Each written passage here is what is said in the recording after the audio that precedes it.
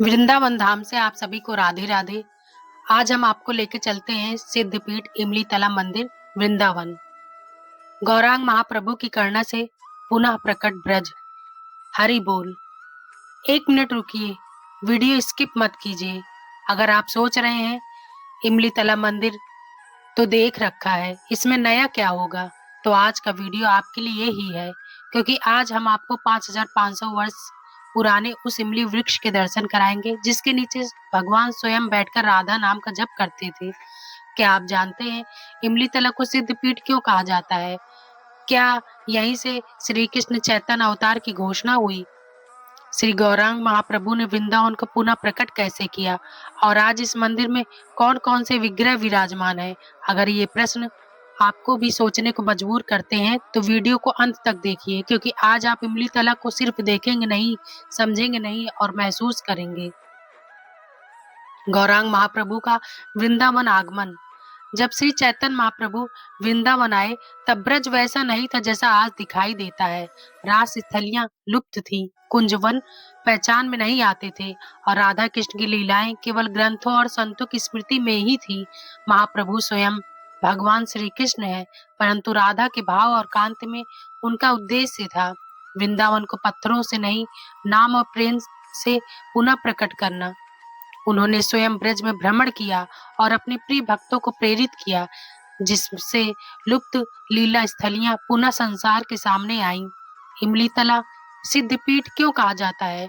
वृंदावन में महाप्रभु जहाँ सबसे अधिक समय रुके वह स्थान है इमली तला। यहाँ आज भी लगभग 5500 वर्ष पुराना पवित्र इमली वृक्ष विद्यमान है। इसी वृक्ष के नीचे महाप्रभु ने 1 माह तक निरंतर हरे कृष्ण महामंत्र का जप किया। हरे कृष्ण कृष्ण कृष्ण हरे हरे, हरे राम राम राम हरे हरे। कहा जाता है महाप्रभु का नाम जप इतना तीव्र था कि भूमि, वृक्ष और वायु तक कंपन करने लगी। इसी कारण यह स्थान का महारास विरह और अब सुनिए वह गूढ़ लीला जो इमली तला को अद्वितीय बनाती है। महाराज के समय श्री कृष्ण ने गोपियों के लिए अनेक रूप धारण किए। यह रहस्य किसी गोपी ने नहीं जाना, केवल श्री राधा रानी ने देखा। यह देखकर राधा रानी मान भाव में अंतर्ध्यान हो गई और यमुना के उस पार मान सरोवर चली गई। जब श्री कृष्ण को यह ज्ञात हुआ तो वे अत्यंत व्याकुल हो उठे। उन्होंने रास छोड़ दिया, बंसी त्याग दी और विरह में इसी इमली तला में आकर बैठ गए। यहाँ बैठकर श्री कृष्ण ने राधा नाम का जप किया। राधा ध्यान में लीन होते होते श्री कृष्ण का वर्ण बदल गया, वे राधा रानी जैसे हो गए। श्री कृष्ण चैतन्य अवतार की घोषणा। उसी समय श्री राधा रानी वहां प्रकट हुई। उन्होंने देखा श्री कृष्ण का स्वरूप परिवर्तित है। राधा रानी ने स्पर्श किया और श्री कृष्ण पुनः श्याम हो गए। राधा रानी ने पूछा, यह क्या रहस्य है?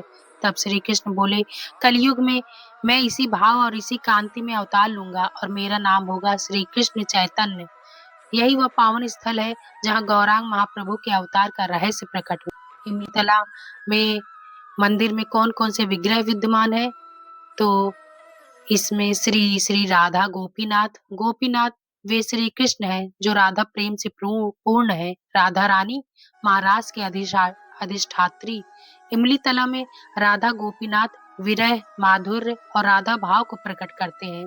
श्री श्री निताई गौर। गौरांग महाप्रभु श्री कृष्ण स्वयं राधा भाव में। नित्यानंद प्रभु बलराम जी का अवतार, करुणा के सागर। निताई गौर की सेवा का प्रारंभ श्री सनातन गोस्वामी द्वारा किया गया। पहले यहाँ सेवा मदन मोहन मंदिर के गोस्वामियों द्वारा होती थी। आज यह सेवा गौड़ीय वैष्णव संप्रदाय कर रहा है। अलौकिक मान्यताएं। कहा जाता है एक बार इमली वृक्ष की शाखा कटने पर उससे रक्त बहने लगा। ब्रज क्षेत्र में इमली का फल नहीं पकता, क्योंकि एक बार श्री राधा रानी यहाँ गिर पड़ी थी। इस भूमि ने राधा का स्पर्श पाया है, इसलिए यह सिद्ध है। इमली तला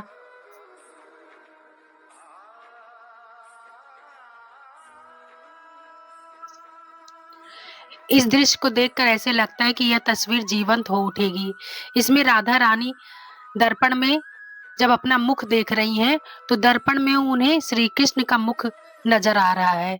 चूंकि राधा रानी और श्री कृष्ण एक दूसरे के रूप के ही प्रतिरूप हैं, इसलिए इस तरह से दर्पण में उनका रूप श्री कृष्ण के रूप में परिवर्तित हो चुका है।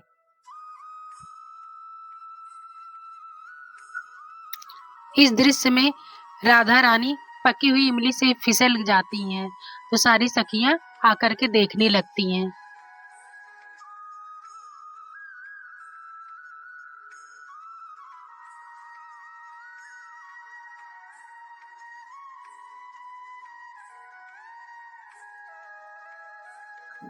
इस दृश्य में राधा रानी और श्री कृष्ण की मान लीला को दृश्य में को दिखाया गया है। इसमें श्री कृष्ण राधा रानी को मना रहे हैं।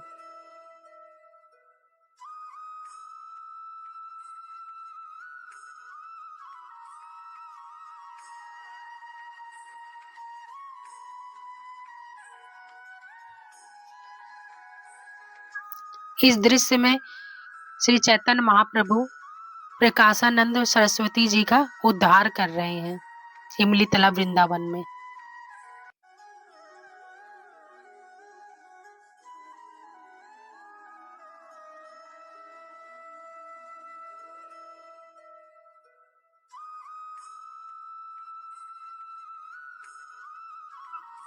इस दृश्य में भगवान की महारास लीला का सुंदर चित्रण किया गया है दीवारों पर।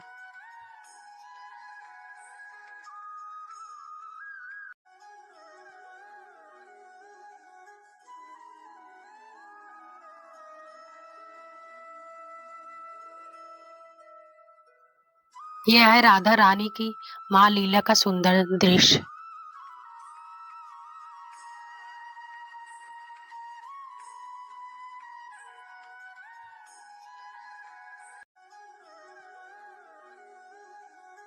इस तरह से इस दिव्य स्थान पर चैतन्य महाप्रभु के जीवन से जुड़ी हुई सभी लीलाओं को दीवारों पे इस तरह से कलाकृतियों के माध्यम से दिखाया गया है, ताकि हम लोग भी जान सके उनके जीवन से जुड़ी हुई लीलाओं को। इस चित्र में राधा रानी इस दिव्य स्थान पे आज भी 5,500 वर्ष पुराना इमली का वृक्ष है और इस तरह से उसको संरक्षण करके रखा गया है। इसी वृक्ष के नीचे चैतन्य महाप्रभु जी ने 1 महीने तक श्री कृष्ण महामंत्र का जप किया था।